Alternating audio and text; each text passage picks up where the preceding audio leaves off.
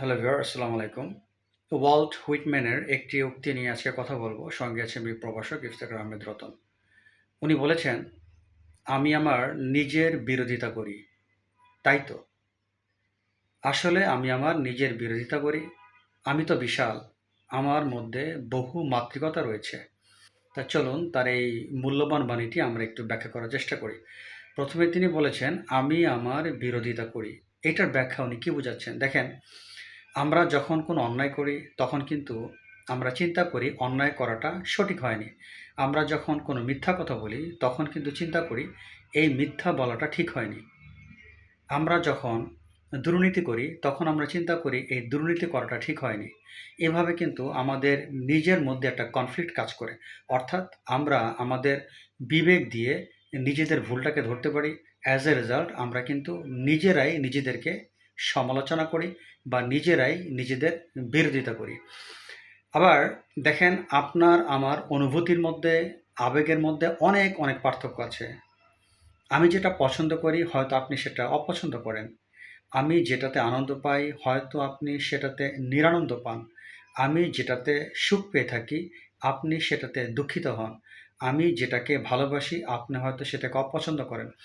এখন আমি যদি চিন্তা করি, হ্যাঁ, আপনার ডিসিশনটাই সঠিক, আপনার সিদ্ধান্তটাই ভালো, ইয়োর ডিসিশন ইজ রাইট। আপনি যে অপছন্দ করেন, আপনি যে ঘৃণা করেন, আপনি যে সেটা নিরানন্দ হন, যদি আপনার পার্সপেক্টিভ থেকে আমি চিন্তা ভাবনা করি, তাহলে দেখা যাবে সঠিক জাজমেন্ট করে, সঠিক বিচার বিবেচনা করে যখন আমি বুঝতে পারবো আপনার সিদ্ধান্তটা পারফেক্ট, বরং আমার সিদ্ধান্তটা ভুল ছিল, তখন কিন্তু আমরা বিবেক দিয়ে নিজেরাই নিজেদের বিরোধিতা করতে পারি। সত্যিভাবে আমি যেটাকে পছন্দ করি আপনি সেটাকে অপছন্দ করেন। আপনার ডিসিশন রাইট। আমি যেটাকে ভালো মনে করি আপনি সেটাকে মন্দ মনে করেন। আমি যেটাকে ভালোবাসি আপনি সেটাকে ঘৃণা করেন। আমি আমার স্বার্থের দিক থেকে দেখছি বিধায় আমার কাছে এটা ভালো মনে হচ্ছে। কিন্তু নিরপেক্ষভাবে যদি সঠিক বিচার দিয়ে, বুদ্ধি দিয়ে যাচাই বাছাই করা হয় তখন দেখা যাবে আমার ডিসিশন ভুল ছিল, বরং আপনার ডিসিশন রাইট ছিল।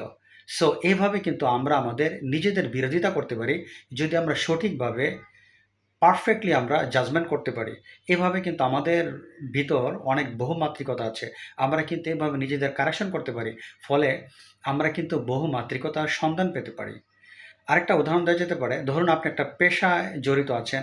আপনি যদি চিন্তা করেন এর চাইতে আরও ভালো কিছু করা সম্ভব, আপনি যদি ভালো করে চিন্তা ভাবনা করে বিচার বুদ্ধি দিয়ে আপনি যদি আরও কোনো ভালো উন্নত পেশার সন্ধান পান, যে পেশার মাধ্যমে আপনি আরও বেশি স্বাবলম্বী হতে পারবেন, আপনার ইনকাম আরও বাড়বে, তাহলে কিন্তু আপনি আপনার বিরোধিতার মাধ্যমে একটি নতুন পেশার জগতে প্রবেশ করে আপনি কিন্তু ইকোনমিক সলভেন্সিকে আরও বেশি পরিমাণে বাড়িয়ে দিচ্ছেন। আপনার আর্থিক অবস্থা আরও বেশি রেইনফোর্স হচ্ছে, আপনার ডেভেলপমেন্ট আরও বেশি হচ্ছে। তাহলে আপনি নিজের বিরোধিতার মধ্য দিয়ে, সঠিক জাজমেন্ট ক্ষমতার মধ্য দিয়ে, আপনি আপনার পেশা পরিবর্তন করার মধ্য দিয়ে আপনি কিন্তু সফলতার দ্বারপ্রান্তে পৌঁছাতে পারেন। আমরা আমাদের নিজেদের আরও বিরোধিতা করতে পারি। যেমন ধরেন, আমি ভালো টাকা পয়সা আয় করি, ভালো খাচ্ছি, ভালো ঘুরছি, ফ্রেন্ড নিয়ে আড্ডা দিচ্ছি। এখন আমি যদি চিন্তা করি এটি আমার জীবন নয়, আমার জীবন আরও মহত্তর কোনো কিছু আছে। গরিবদের সাহায্য করা, মানবতার কল্যাণে নিজেকে চিন্তা করা, নিজেকে জড়ানো, আধ্যাত্মিক পথে চলাফেরা করা, তাহলে কিন্তু আমি আমার বিরোধিতার মধ্য দিয়ে একটি মহত্তর পথের সন্ধান পেতে পারি। এই জন্য আপনার ওয়াল্ট হুইটম্যান এই কথাটি বলেছেন, আমি আমার নিজের বিরোধিতা করি। তাতে কি, আমি তো বিশাল, আমার মধ্যে বহু মাত্রিকতা আছে।